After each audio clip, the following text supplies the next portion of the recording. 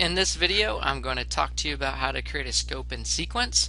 We're also going to discuss why a scope and sequence is an important step in this process building towards personalized learning with a competency-based education framework. Let's go ahead and get started. A scope and sequence is just basically a general path that you would like students to progress or go through. It's not so rigid that students can only pass through in certain ways. However, you have to have a framework in which to work off of in order to build content and to push students through content. It also acknowledges that there are prerequisite skills that students must go through in order to be able to be successful on other standards. In order to be able to demonstrate on some more higher level standards, they may need some prerequisite skills. So scope and sequence builds that into it.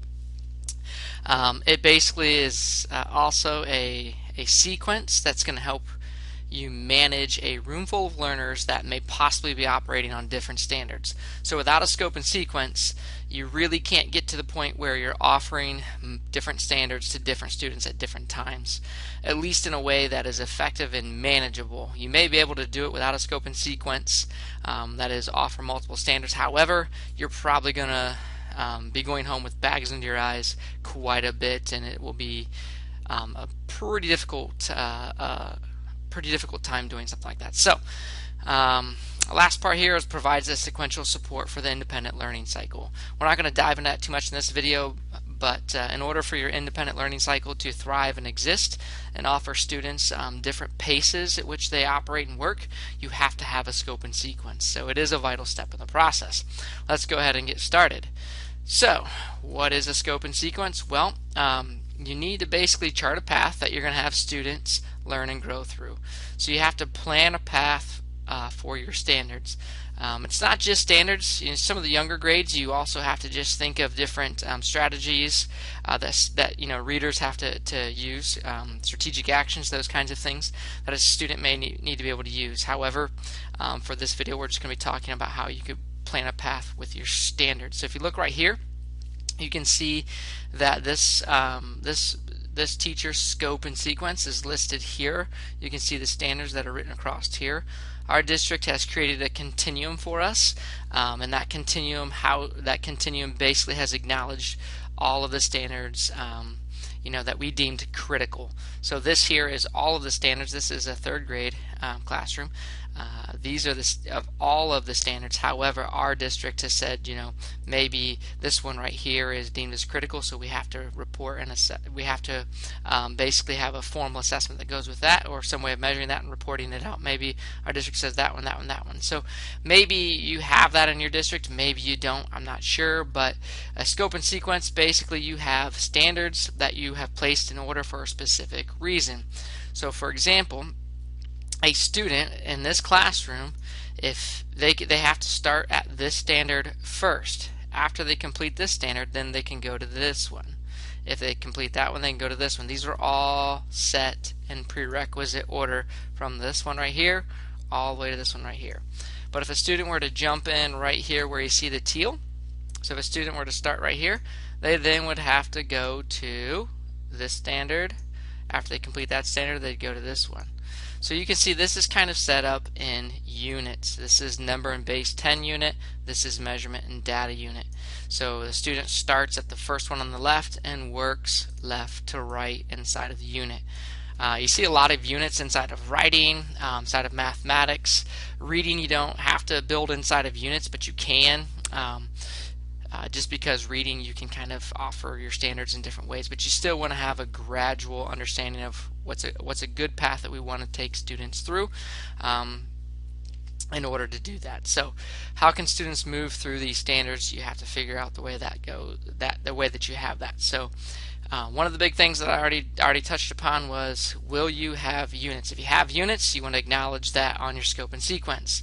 The other big thing to think about and also understand is, will you work on the 4 C's in your cycle or in your culminating project? So if you have units, if you are a teacher that likes to do units, you're going to do the latter here. You're going to have your students do application things at the end of your unit. So for example, this teacher here And the one that I have here, right here, this teacher, where I'm going to put this yellow line, the students, right here where I'm going to put this yellow line, this indicates where students would do what we call a mastery cycle.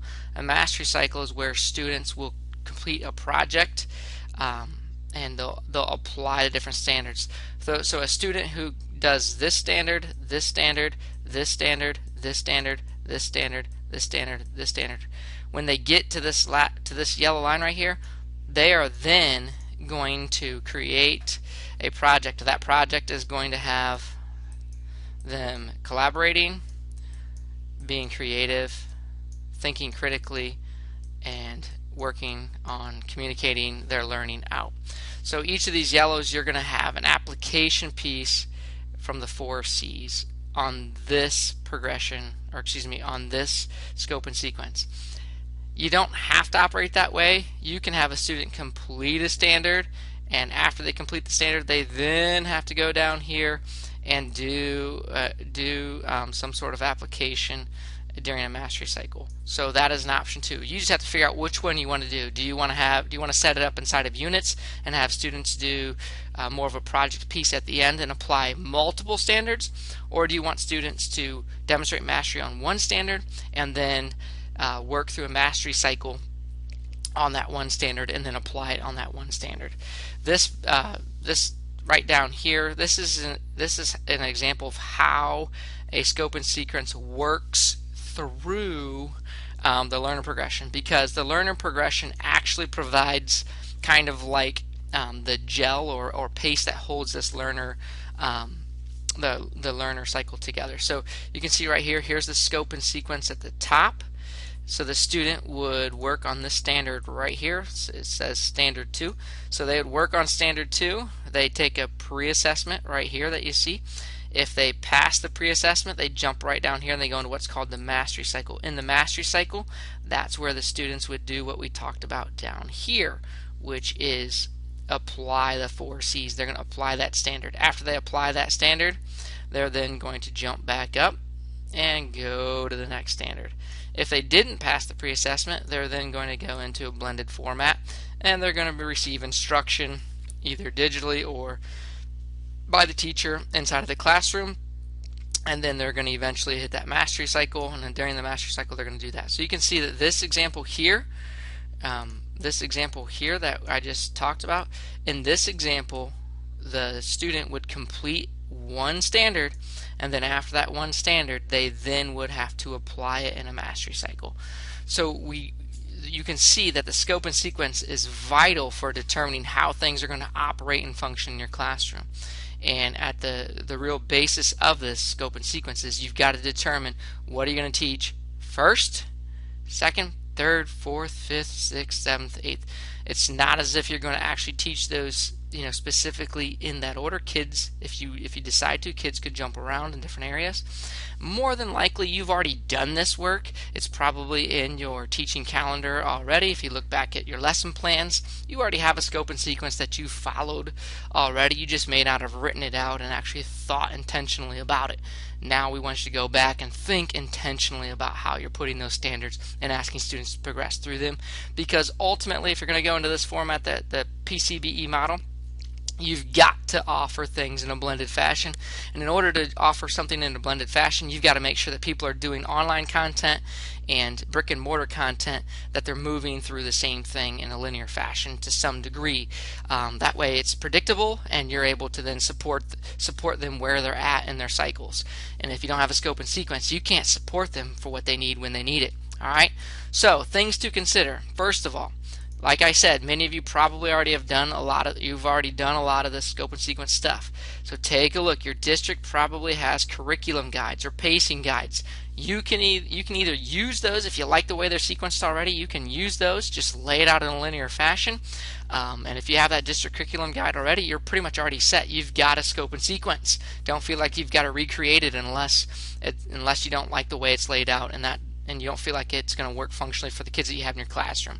Because each time, each classroom can be each class can be a little bit different from year to year. Look at what you already do. Modify it if you need to.